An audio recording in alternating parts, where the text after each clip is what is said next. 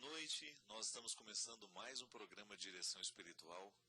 Eu agradeço pela oportunidade de entrar na sua casa, de fazer parte da sua família, porque esse encontro aqui toda quinta-feira faz isso, né?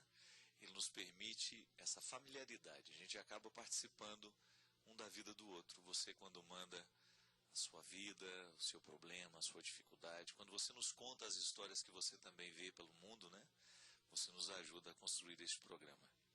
E nós temos essas pontes onde a gente vai se encontrando, essas estradas que vão cruzando e que vão facilitando a nossa viagem. Viver é como a gente fazer uma grande viagem. A gente vai encontrando pessoas, a gente vai descobrindo realidades, assim como nós vamos tendo também a oportunidade de conhecer situações e que vão entrando dentro do nosso coração e de alguma maneira vão nos construindo. A gente sabe que no dia a dia são muitas as pessoas que passam a fazer parte de nós. Pessoas sem as quais a gente já não consegue mais identificar quem somos, o que queremos, né? Porque elas vão fazendo parte de nós, assim como um tijolo faz parte de uma grande construção. Depois de um tempo você não vê mais o tijolo isolado, mas você sabe que ele está ali. Você não consegue mais identificar onde é que está aquela parte em você, mas você sabe que ela está ali. É o mistério do encontro humano, que vai nos configurando, que vai nos misturando, né? E ao mesmo tempo nos dando a oportunidade de viver essa comunhão bonita. O outro está em nós. É esta mística que a igreja nos ensina a partir da Eucaristia. Quando nós comungamos Jesus, nós nos transformamos nele. Mas de alguma maneira também ele se transforma em nós, né? Ele coloca em nós as suas características e recebe de nós também esta característica, esta vida humana perpassada no mistério da sua encarnação, da sua morte, da sua ressurreição. É bonito a gente pensar que Deus está em nós, que Ele habita a nossa humanidade e que por isso nós estamos compromissados a viver este avanço de identificação. Eu preciso que Deus seja sempre em mim. Quando eu comungo, quando eu me confesso, quando eu vivo os sacramentos, outra coisa eu não estou fazendo senão apressar essa vida de Deus em mim. E é assim que nós vamos vivendo o mistério da comunhão dos santos. Quando a gente se encontra aqui no programa de direção espiritual, ao partilhar a nossa vida, nós estamos estabelecendo esta comunhão. Mas hoje eu não estou sozinho. Tenho a graça, a alegre oportunidade de trazer mais uma vez para o nosso programa, para ajudar você também a ser mais gente, porque essa é a ajuda que nós podemos nos dar o tempo todo, né? Quando a gente entra na casa do outro com a nossa palavra, com o nosso jeito de ser, nós estamos compromissados com o bem que a nossa palavra pode fazer acontecer. E ele é uma pessoa não só comprometida com a palavra que faz bem, mas também com a atitude que faz bem. Meu grande amigo Gabriel Chalita. Boa noite, padre. Boa noite, meu querido. Obrigado do convite. Imagina, uma honra. É sempre um prazer. E você sabe que todos os programas que a gente fez aqui, acho que foram 2 ou 3, né? 2. Nós tivemos uma... Você não sabe. Você ficou com essa cara de paisagem. Foram programas que tiveram repercussões muito positivas.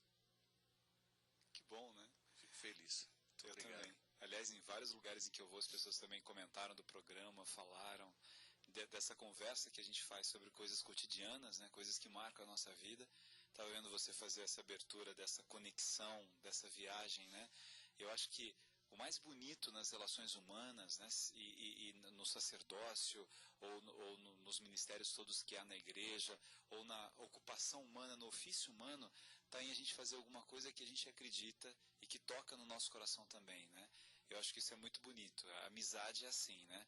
Quanto mais você gosta de alguém, quanto mais você partilha dos ideais e das ideias dessa pessoa, mais você sente a vontade e mais desejo você tem de estar com ela, né?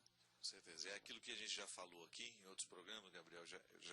Contei uma experiência aqui muito interessante da minha mãe, de um momento em que ela estava muito difícil para ela, né? Quando ela teve aquela queda e que quebrou. Minha mãe estava muito difícil no pós-operatório, né? Ela queria tomar remédio toda hora, ela queria dar as ordens médicas, ela queria que todos os médicos obedecessem o que ela achava melhor para ela. E teve um momento que o meu irmão está cuidando dela, né? Meu irmão disse, olha, está impossível, dona Ana está terrível. E eu sentei com ela e conversei como padre e fiel pela primeira vez. Eu acho que foi aquela vez, foi a primeira vez que eu tive a oportunidade de olhar para minha mãe assim: Dona Ana, a senhora agora vai me escutar como padre, né? E disse para ela uma série de realidades que ela precisava ouvir naquele momento, que seriam importantes para ela, aquelas coisas que você estava dizendo, para ajudar a viver aquele momento presente, né? E você não pode imaginar o quanto que ela melhorou depois daquilo. E aí eu contei essa história aqui e falei do quanto que é importante a gente ter alguém que tem uma autoridade afetiva sobre nós, né? Alguém que tem uma palavra que possa ser referencial. O quanto que esta interferência às vezes é positiva, né, Gabriel? E a amizade é assim, né? Um processo onde a gente vai conferindo ao outro uma autoridade sobre nós.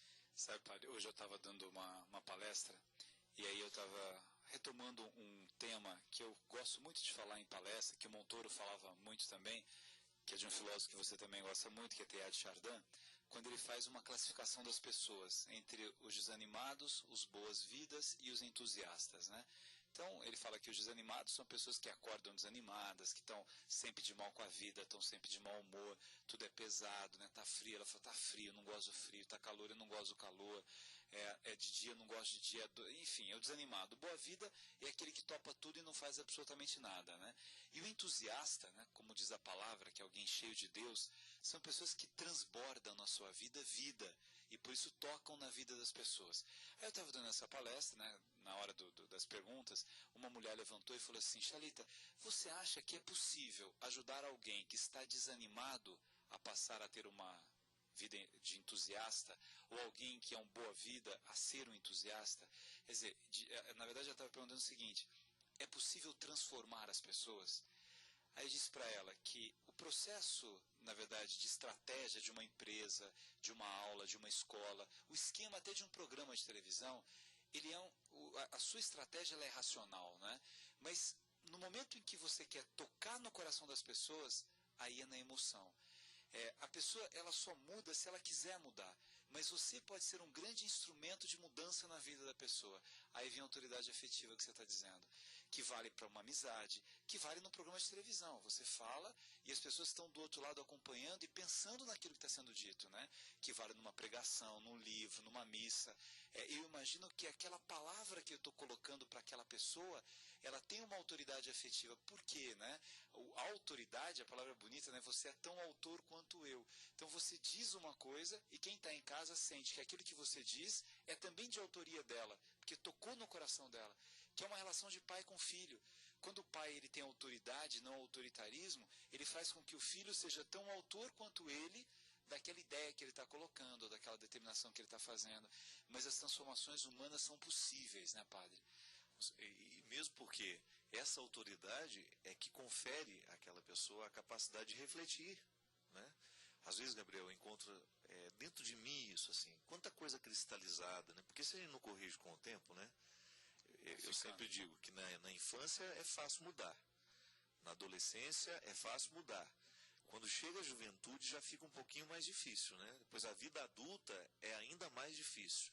E na velhice, muitas vezes, é quase impossível. Porque o esforço vai de acordo com a fase da vida, né? Uma criança vai ter uma demanda de esforço para mudar um comportamento. Mas a criança é muito mais aberta à mudança. E às vezes eu vejo isso em mim. Situações que eu deixei de crescer, eu deixei de avançar, porque faltou uma autoridade afetiva sobre mim naquela hora. E você tem razão quando você faz essa distinção, que o discurso ele é racional, mas o que verdadeiramente convence é a emoção que vai como um papel de presente naquele discurso racional, né? É o que faz com que a gente preste atenção no que o outro está dizendo. Que às vezes a gente escuta discursos prontos, né? O outro vai lá para a televisão e papapá, e aquilo não tem nenhuma repercussão dentro de nós, justamente porque falta um afeto entre eu e ele. Né? Não é sincero, né? Não sai do seu coração. E a gente, padre, às vezes não muda também por uma teimosia emocional. É interessante, você pega às vezes uma relação de casal, né? Aí os dois tiveram desentendimento, alguma coisa, aí eles vão dormir sem falar. no dia seguinte também, no outro também. O marido fica esperando a mulher dar o primeiro passo e a mulher fica esperando o marido dar o primeiro passo, como se quem conseguisse não dar o primeiro passo fosse o vitorioso nessa relação. E é o contrário. Porque a pessoa que chega, não, o marido pensa, não, mas aí ela vai ficar muito poderosa, se agora eu que chego, na minha opinião, e aí as pessoas perdem grandes oportunidades de uma convivência tão bonita, porque um quer mostrar para o outro que ele é mais poderoso que o outro, que ele resiste mais ao outro, né? E a vida vai passando e a gente, com a teimosia, vai deixando de evoluir em coisas tão bonitas na nossa vida, né?